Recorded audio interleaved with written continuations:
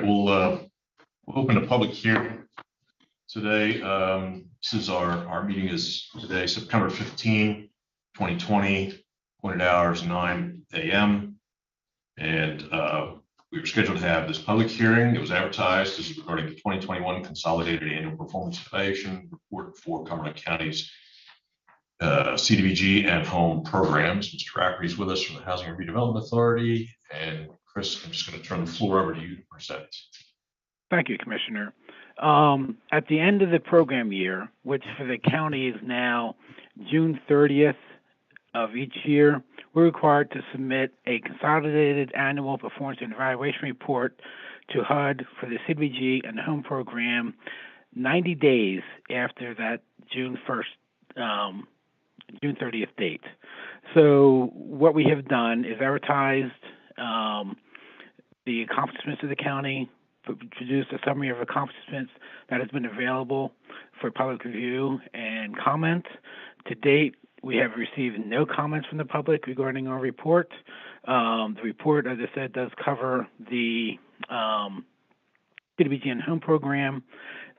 Also for this program year, since we did change our program year from a calendar year to a July 1st, June 30th calendar year, this is actually a program year that covered 18 months.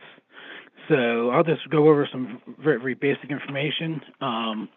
We're required to expend the funds under the block grant program in a timely manner. We have to meet a standard of 1.5 times our entitlement, which is calculated on May 2nd of each year. And that goal we hit at 1.51. And HUD did not have an issue with us being 0.01% over the requirement. Also, we're required to expend at least 70% of our funds on low moderate income activities. This year, we spent 86.45% of our Cdbg funds on activities that benefited low moderate income persons. We're also limited in the amount of funds we can spend on social services to 15%. And we meet that standard again this year. Also, on planning and administration, there's a cap on what you can spend, and that is 20%. And again, we met that standard where we expended 19.23% on program activities, program administration, excuse me. On the home program, we've been working with a number of developers, and home program activities take a number of years to get underway. So right now we have 4 in progress, where it takes roughly 2 years to get all the funds involved in these projects. For example, right now we're doing a project called Citrus Hill, where they have tax credits from the state and other funds from other sources. And we're right now, after getting all the funding, to go into settlement. So even though there's not, progress, immediate, there has been progress in those activities. There's also a administrative cap on the home program, which is 10%, and we spent 9.99% on program admin, or $23,299.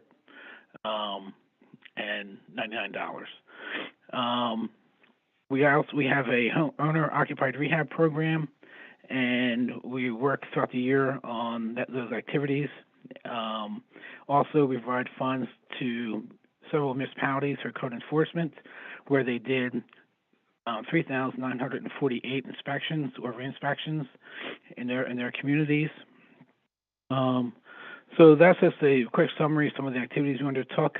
Are there any questions or comments?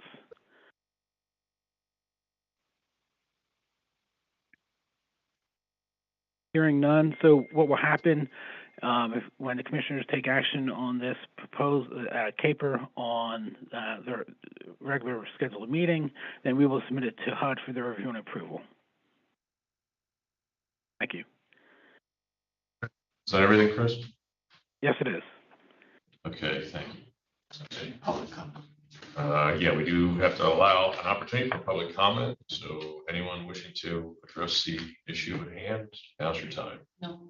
No one online? Okay, very good. That being the case, I'll adjourn the hearing. Thank you all. Thank you, Chris. Thank you. And we'll move into today's meeting of this is the workshop meeting, and we'll turn this over to COO, Chief Clerk, Stacey Snyder. Thank you, Commissioner.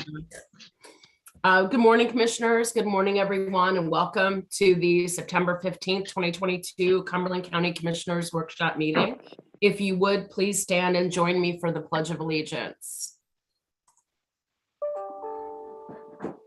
I pledge allegiance to the flag of the United States of America and to the republic for which it stands, one nation, under God, indivisible, with liberty and justice for all.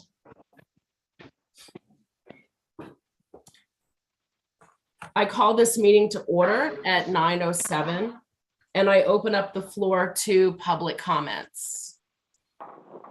Angela, anybody on the line? Anybody in the room? There is nobody. Okay, well, hearing none and seeing none, we'll move on then to agenda item number 3. And I will ask Chris Rafferty if he has any additional comments about the 2021 Consolidated Annual Performance and Evaluation Report. Chris? No, I do not. No, I do not. Thank you. Okay, so we'll move on then to agenda items number 4 and 5, and I'll call on Chris Rafferty again to discuss the grant acceptance for the 2022 Cdbg grant, followed by a discussion of the 2022 home grant. Chris? Thank you. If you recall, the commissioners approved the 2022 annual action plan for both the Cdbg and the home program. In the Cdbg program, the county estimated to receive $1,251,178. After conducting an application process with local communities and nonprofit organizations, we developed that plan with a long list of activities.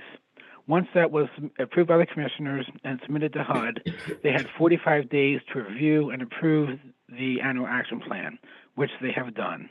The next step in the process is then to execute a contract or an agreement between HUD and Cumberland County. And these agenda items cover the authorization to execute both grant agreements for the home and the block grant program. Under the home program, the county is scheduled to receive $595,520. That is a $70,000 increase in funding. And I should also mention that there is a $53,000 decrease in funding under the block grant program. Both those programs have funds that are allocated based on a formula to communities across the country. Are there any questions?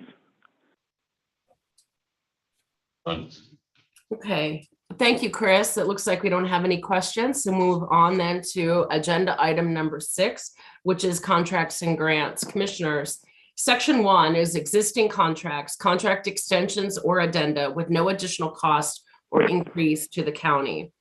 They are for aging and MHIDD. Do you have any questions about any of the contracts for these two departments? No. Okay, so hearing none, we'll move on to Section 2, which is new contracts, vendors, services, grants, and contracts with increases or decreases to the county. And I'll start with aging and call on Kim Whitten, who's joining us on Zoom. Hi, Kim. Hi, good morning. Good morning, Commissioners. The first one is for Contact Helpline, which is for information and referral services through the Human Services Block Grant. And the second one, Center for Independent Living, is pass-through funding for aging and disability resource centers. Any questions for Kim? All right, thanks so much, Kim. Thank you. Next up is Jamie Reiber, who's joining us to discuss the contract for children and youth. Good morning, Jamie. Good morning, Commissioners. This is for Diacon Child, Family, and Community Ministries. They provide both foster care services and in-home services for both CYS and JPO. They are requesting minimal increases to their program rates for this fiscal year. The foster care levels are increasing the per diem paid to the foster families by $2 per day. And then any additional increase above that goes towards their administrative costs, such as increases to their staff salaries and benefits, increased insurance costs, and overall operating costs. Their medically fragile level of care is decreasing by 8.09% due to Medicaid funding and approval rates. And the remaining rates are increasing between 0.33 and 5.63% for the year. Any questions for Jamie? Yes. Thank you, Jamie. Next up is Holly Sherman, who is here to discuss the 2 contracts for human resources. Good morning, Holly. Good morning. Commissioners, the first contract that I have is for industrial appraisal services. As long as I've been with the county, we've talked about having a property appraisal. We've never done it. And given the length of time, I believe it's the early 2000s was the last time that we had this done. We felt that it was the appropriate time in discussing with facilities, finance, as well as the chief clerk to move forward with this in early 2023. The total cost of the appraisal is $9,975. Any questions for the first contract? Is this for all county buildings? Yes, it is. Okay, thank you.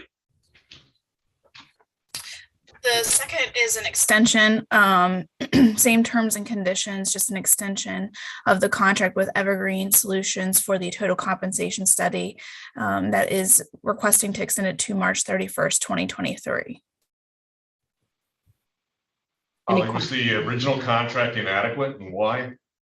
The project was taking a little bit longer than what we had originally anticipated. It's a lot of data to go through. We are in the final stages of reviewing the market data with hopes of bringing some recommendations forward to salary board later this month. And then next would be looking at the classifications of the positions. It really is just a lot of data to consider, and we want to make sure we're going about it correctly versus rushing through it. Holly, this says there's no change in cost from the original contract. That's correct. Thank you. Did we ask for additional services, or what is the? No, we didn't ask for additional services. It's the same project scope. It's just, like I said, the county, we are really digesting the data. We've brought Stacy as well as Dana and Bob into the project team to have them involved with the discussions and just being very prudent about the recommendations that we bring forward. It's really on the county side, the county team side, that we're taking more time than what we had originally projected to. Any other questions for Holly? All right, next up is Sue Carbaugh to discuss the early intervention contract for the new fiscal year. Good morning, Sue. Good morning. So we have one contract this morning. It's for early intervention. It is for Cumberland Therapy Services. It is an amendment for fiscal year 22-23. It's an increase of $24,053 based on additional services, which those services are occupational therapy. So that brings her contract to $29,647. Any questions for Sue? Okay, we'll move on then to the planning department, and Elizabeth Grant is joining us to discuss the contract. Good morning. The contract proposed is a subaward to Alliance for the Chesapeake Bay in the amount of $10,000 to perform lawn to meadow conversion at the Carlisle wastewater treatment plant in support of the countywide action plan. Funding is provided by the DEP countywide action plan implementation grant, and it is permitted by a reallocation of $10,000 from a project that came in under anticipated cost. Any questions for Elizabeth? Okay, so that concludes contracts and grants, and we'll move on then to agenda item number 7. And I will call on Keith Brenneman to discuss the ordinance. Good morning, Keith. Act 57 of 2022 obligates all taxing districts, and the county, of course, is one of them, to enact an ordinance or for a school district a resolution to allow your tax collector to waive, I'll say, penalties and interests that usually follow after payment of a tax is not made at face value. And what appears to have been happening is that people that buy property apparently are not getting the tax bills in time. This act allows, beginning in 2023, for someone that did not get the tax bill in time or claim they did not get the tax bill for that year following the transaction for the purchase of the property to submit information to the tax collector, and it gives the tax collector the ability to waive penalties and interest beyond the face value. They have to pay the tax at face value. They have to sign a document indicating they did not get the tax bill. And there are two other things that they need to do. But if they meet those criteria, the tax collector then will waive the penalties beyond the face value. So the tax will be paid, and the penalties and interest beyond the face value will be waived if they meet the criteria. ECED is preparing a form to be used for individuals to submit when they make the claim of information to the tax collector. So this is statewide. It is statewide. Do we know the source of the delay? I honestly do not know. I do not know. I was curious about it myself, but apparently that was a matter that required some legislative action. Thank you. And I'm looking for action on Monday to authorize that to be entered.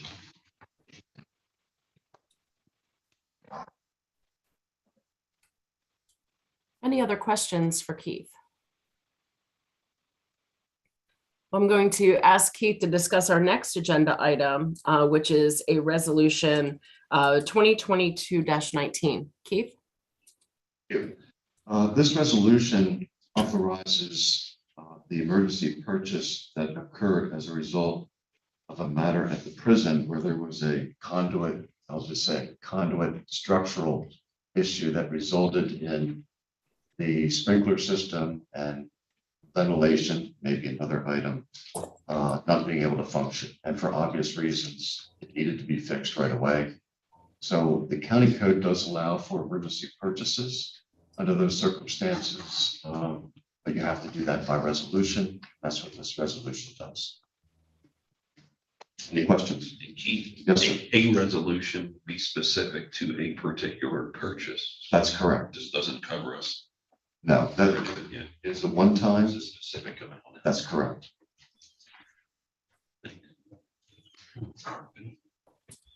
Any other questions for Keith? Okay, well, I will ask him, along with Brian Hamilton, to discuss our next agenda item, resolution 2022-20. Gentlemen? You want to get the background, and I will talk about the mechanics. Sure. Thanks, Keith. The resolution and intergovernmental agreement in front of you for your consideration and tentative approval is the collaborative effort of 4 counties looking to put a regional 911 call handling equipment project together. The regional group is called SkipNet, the South Central Inter-County Phone Network. The project involves Cumberland, Adams, Dauphin, and Franklin counties. Part of this approval will be naming Cumberland County Public Safety Representative to the Executive Board of SkipNet. Additionally, the group has been working closely with PEMA to ensure the new system will be in compliance with the Next Generation 911 or NG911 project that's already in progress and align with future changes for statewide call routing to the respective 911 centers or PSAPs. Our 911 phone system is at the end of its life cycle and support and scheduled for replacement. A funding request for this project has been submitted and approved by PEMA to be funded from the 15% 911 grant money. The SkipNet group has also been working on putting a draft RFP together, which pending approval of these documents, we finalize and process moving forward for procurement of the system. I'd like to just quickly thank Keith for all his input in this project. We've been back and forth several times over the last several months and working with all the solicitors in the other 3 counties. And just wanted to, give kudos for all his input that got us to where we are today. So if there's no other questions for me, I'll turn it over to Keith for the review. Commissioners, as Brian indicated, this is an intergovernmental cooperation agreement in the form of a resolution. And on Monday, we're going to look for your action to approve that resolution. It is self-executing, which means what other documents need to be signed other than the resolution can be signed by you later as well. Are there any questions? Stacy, with your permission, I'm going to jump to number 10 because Brian touched on that as well. They need a representative of public safety to be named to the executive board, which is part of the resolution that you're going to be approving. And I think Brian was a volunteer. So on Monday, we're going to ask for action by you to appoint Brian as a representative for the SkipNet Executive Board. Any questions? And Brian is certainly well qualified.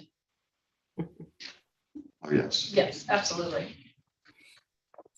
That's all I have. Thank you, Keith. We'll move on then to agenda item number 11, and I'll call on Bob Shively to discuss the request by Public Safety. Bob? Requesting your approval, we have been approached by Mission Barbecue Camp Hill. They would like to donate meals for the 911 center in recognition of their service and appreciation for what they do.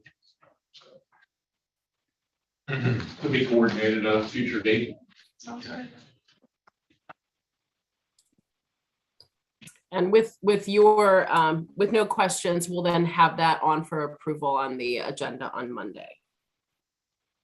Move on then to agenda item 12, and I'll call on Kirk Stoner to discuss resolution 2022-21. Commissioners, please note this is an action requested item.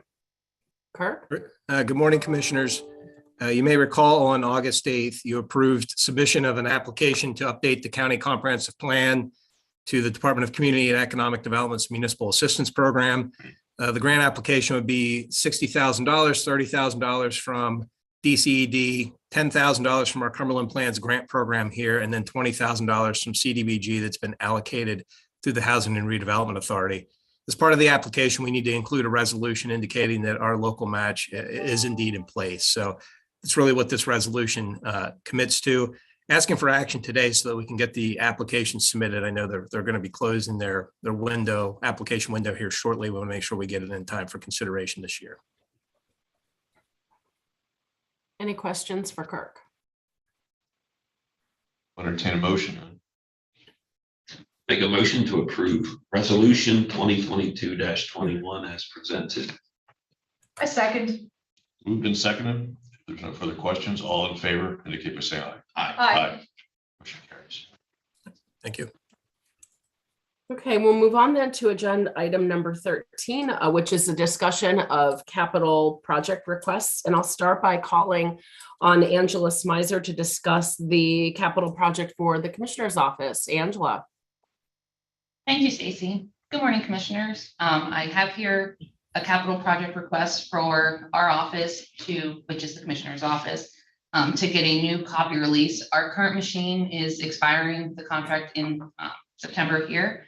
And the new machine better meets our needs. It's faster, holds more paper. The maintenance agreement covers a little bit more than our previous one did. So we'll be getting some better service there. And we did some really in-depth research with the other quote that we got through IMTL. And we think this is definitely our best option. And price-wise, it is the 60-month lease and everything with the maintenance included is our best choice. Do you have any questions? How old is the gem that we have now? We've had that one for 4 years. So we've had that since 2018. It is very difficult. It is. So this one has a lot more user-friendly features as well. And they also offer ongoing training. So, we can get refresher courses if we need to, if we feel like we're not utilizing it as well as we could be. Yeah.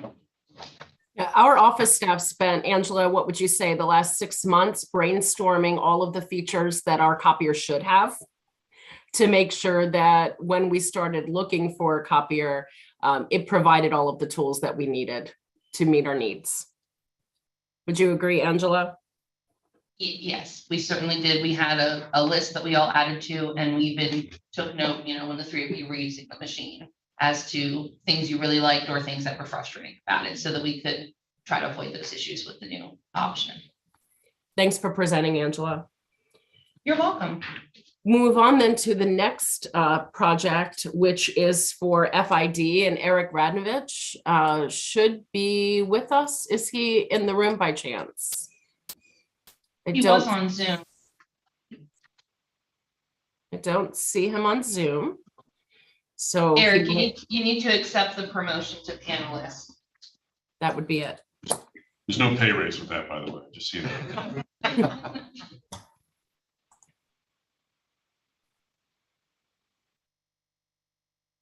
There he is. Good morning, Eric.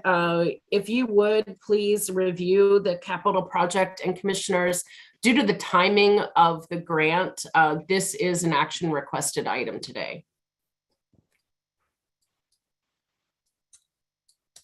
Oh, can you hear me now? Yes. Okay, I'm sorry. Good morning, commissioners. The grant, project before you is a shifting of money within inside a grant for $78,155. It is a moving it from consulting into equipment. I was able to shift some money over, and I want to use that up before the grant expires at the end of the month, and that's why I'm asking for permission, or asking for action today, so I can get the equipment ordered before the end of the month and the grant expires.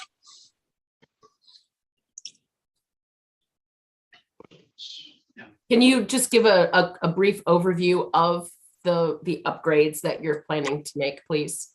Oh, sure. I'm sorry. It's Thank for you. camera.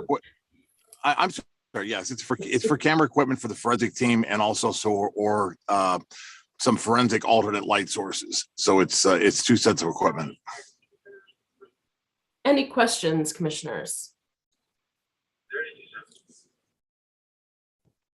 Yeah, we'll entertain a motion in that case. So I will move to approve the request from the forensic lab today as outlined for a total project cost of $78,155.32.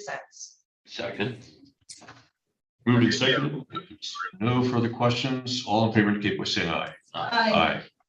Motion carries. Thank you, commissioners. Thanks, Eric. Next up is Bethany Salzarullo to talk about the capital project for elections. Bethany? Thank you, Stacy. Good morning, commissioners. I'm requesting additional voting equipment to expedite our voting process on election day for the voters, and also expediting our results reporting on election night. And we've had some additional registration we have 15,000 additional voters than we had in 2019 when we purchased the equipment. So having the additional XLs would be beneficial on election day. And of course, additional scanners would be extremely helpful, especially based on the new Act 88 requirements to count uninterrupted until all ballots are finished. So all that's included in this proposal. Yes, the capital is for 2 scanners, 2 additional precinct scanners, and then 15 additional XLs for election day. Yeah. Any questions for Bethany? Thank you, Bethany. Next up is the capital project for IMTO, and I'll call on Mark Adams to present. Good morning, Mark. Good morning, everyone. As you probably are aware, we have some technical problems with the hearing room video conferencing equipment, and also the video conferencing equipment that we have over at Allen Road. They are much larger rooms than what we're accustomed to. And so we're shifting to do some improvements to those rooms and replacing some of the equipment that's failing on us. And we're also switching to the vendor that we use for our courtrooms, because the quality of room and the expectations out of these rooms kind of mimic what we're trying to do in the hearing room. So We are looking for an investment of $95,000 for some new equipment, some upgrades, include some maintenance over the next 5 years. And that hopefully will make these rooms much more reliable and solid and performing for both this and the public meetings that we have at Allen Road. Any questions for Mark? Okay. The last capital project we have is for the prison, and Travis Schenk is here with us to discuss. Good morning, Travis. Stacy, good morning, Commissioners. Prison is looking to upgrade our Stanley system. The Stanley system controls all of our doors, gates, intercoms, and cameras. The current system, which was installed in 2012, is nearing its end of life cycle, with some of the system becoming obsolete and no longer being supported by our manufacturer. The upgrade will take the current system from the analog system to a digital system. The cost of this project is $825,000. Any questions for Travis? All right, that concludes our capital projects, and we'll move on then to agenda item number 14, which is Commissioner's Liaison Reports, and I'll start by calling on Commissioner Eichelberger. Commissioner. Okay, thank you. As a reminder, not that any of the commissioners knew, this is, of course, on the MHIP side, September Suicide Prevention Month. And of course, all commissioners were in attendance with the screening of the Mike Ascension film, which were theater this week. It was I think, a terrific event for powerful film. Panel discussion that was afterwards was very meaningful. And I think Annie, our own Annie Strike, who served on that panel, spoke in an extremely engaging manner and was accompanied by some other experts in the field, firsthand experience on the issue from all dimensions. And it was just a terrific event. I'm glad we were all able to be there. Found it very enlightening. So the Suicide Prevention Month activities continue. Annie did mention it. We have our advisory council meeting is today at noon. I'll be there.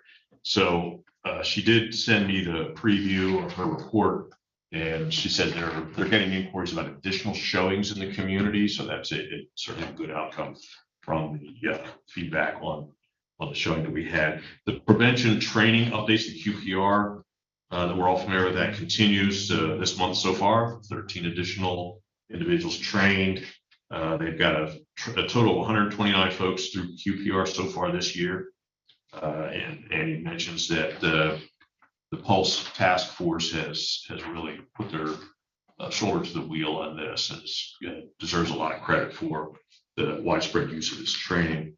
We're also going to be having a discussion regarding the state budget. Continue to be a lot of unknowns on the state budget, and that'll be discussed today. Of course, the block grant hearing was here. That plan was submitted a few weeks ago now.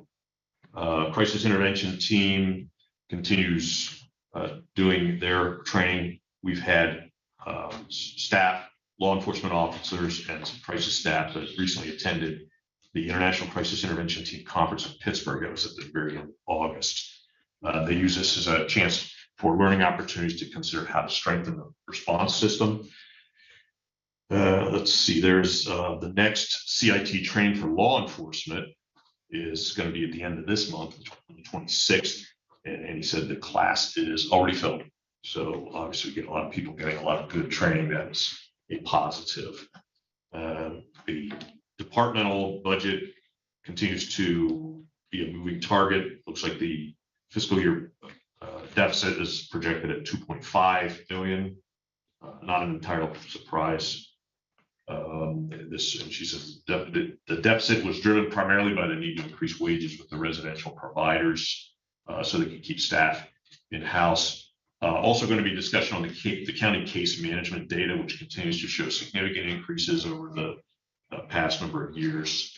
So we'll be looking at a deep dive now on the rate of increase on that and what it might portend for the future. On the IDD side, some setbacks there, service provision because of the increasing COVID cases as well, which inhibits their ability to provide the service. They continue to monitor that. The staffing issue among providers continues to be an acute situation. Fortunately, there were no closures of homes this past month, but they are not accepting any new referrals. Let's see, the Project Search, of course, 5 new interns starting that they actually started already on the 6th of September. EI referrals continue to be quite high. Any additional details that come out of the meeting, I'll be sure to report at the next session. Also, Katie continues moving forward with in the final stretch of the recast of some of the strategic planning initiatives. The 4 groups have all completed their draft work plans, or I should say their guidance documents. The work plans will be evolving as they hand that off to the various staff and committees that will be overseeing that. The big news for them right now is they're working very diligently on the workforce development hire. There's been a few interviews done already. I think they're still interested in talking to some other people if there's additional candidates anybody knows on. They are leaning on some assistance from Jesse McCree at Workforce Investment Board for the region. And Gary and Janet had a meeting, I believe, last week with the president, the new president at Shippensburg University, and some of his staff. They are initiating a renewed effort on the workforce development effort. So they've always been a participant, but like us, they're facing some changes there, and they want to gear up and be relevant to the new challenges in the post-COVID era. So we are counting on them continuing to be a strong partner with Katie and potentially a stronger partner. On recycling and waste, the monthly meeting of the authority has been canceled, lack of agenda items. However, as Judd reported to us before, the waste management plan that's been submitted to the state is operating up to DEP has been, they have cited a need to invoke the 30-day extension. That's a little bit unusual, but we've not encountered that before. But apparently this is related to the COVID-induced workload backlogs at the department. Nothing unusual. What we submitted this year is considered an insubstantial revision, so there's not a whole lot of change to it. Judd said he got sort of informal confirmation that it's simply because DEP is backlogged with that, particularly with the 902 grants, which are how we pay for the equipment, various county recycling efforts to pay for the equipment. So he does not expect that to be problematic in any means, but obviously DEP can have a mind of its own. So we'll find out in the next few weeks. Or October 25th is the deadline for them to now get back to us. So we should have some information in a little over a month as to whether that's approved or not. And that's everything I have today. Thank you. Thank you, Commissioner. Commissioner Fauci. Good morning, everyone. I would remind everyone to use the Cumberland County Library System. And if you are a person who cannot get out of your home to go to the library, you can use the STAR system, and a volunteer will deliver your materials to your home. So it's another really great service that the library offers. The Western Cog met on Monday. Commissioner DiFilippo was very kind and attended that for me, so he's going to deliver that update. Planning Commission met this morning, and I left right around 8:30, so I'll give you what I have. The Planning Commission has recommended that 741 Ridge Road in Shippensburg and 759 Ridge Road in Shippensburg be added to the ASA area there. And then Steve Deck came from the Tri-County Regional Planning Commission, and he talked about improvements that are coming to Interstate 81, particularly here in the Carlisle region. And the main point of Steve being there was that he asked the Planning Commission if they would engage with him and with PennDOT in looking at the improvements, looking at the things that need to happen, and really giving substantial input. There's some very interesting things going on. Back in, I think it was 2000, this project began with public input. There was an online webinar where PennDOT went over all of these things that it wanted to do to I-81, from Dauphin County to the end of Cumberland County. And there was public input on that, and most of that public input in the Carlisle area talked about safety. So the improvements that look like they could be in the works for Carlisle are really and truly safety driven. So there's $400,000 that's going to be used to upgrade traffic signals at Carlisle. There will be dynamic messaging. There's going to be an upgrade to the CCTV.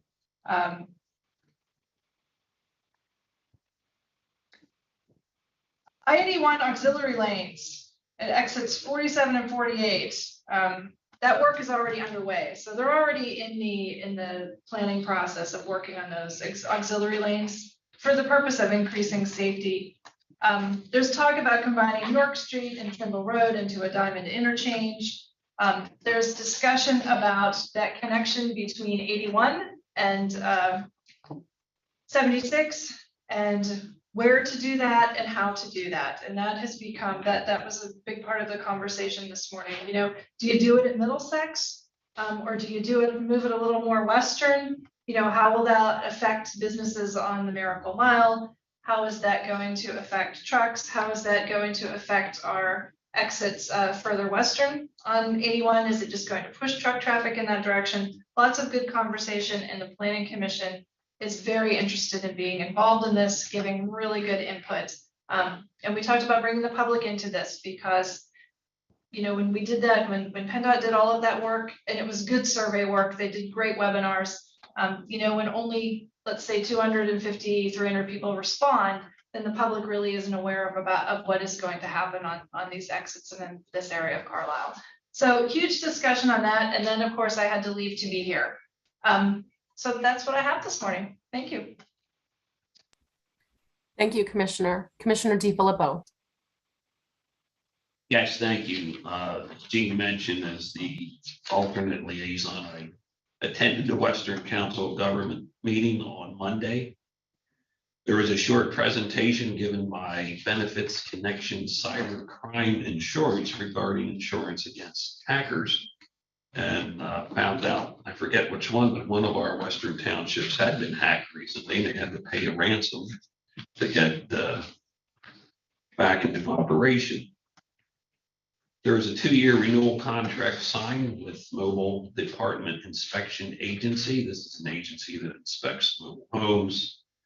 There was a discussion held also regarding existing mobile home certification requirements. Apparently, a concern centers around the fact that an existing mobile home cannot be moved unless it is certified. And this is creating hardships, particularly for the elderly. There is also a concern expressed about the delay of getting highway occupancy permits approved due to PennDOT subcontracting these services. There continues to be some issues with waste management trash collection, particularly in North Middleton and South Middleton townships. Several townships are in the process of updating their comp plan, and that would be Dickinson, Mount Holly, Springs, Borough, and Lower Frankfort. And Dickinson Township also just completed a stream bank project with Trout Unlimited. And Big Spring School District, their representative announced that they are conducting a feasibility study on some possible future building projects. Ag Board met yesterday. Mark Kimball of our Conservation District continues to do inspections on preserve farms and is making good progress. Offers on the 2022 farms were discussed and approved, no changes. The list of offerings will include 11 farms, 1,128 acres. The ASA, there will be an ASA workshop at the Allen Road Complex on September 21st from 1 to 3 p.m. And last but not least, the request that the board came to us regarding Class 4 soils was approved by the Natural Resources Conservation Service, also known as NRCS. And by this approval, it means that any future applicants requesting federal funding for preservation will be approved. That's it. Thank you, Commissioner. I would like to report that there was an executive session held on September 13th, 2022 at 9:30 a.m. regarding personnel. Is there any additional business to come before the board today? Hearing none and seeing none, we are adjourned. Thank you, everyone. Thank you. Thank you.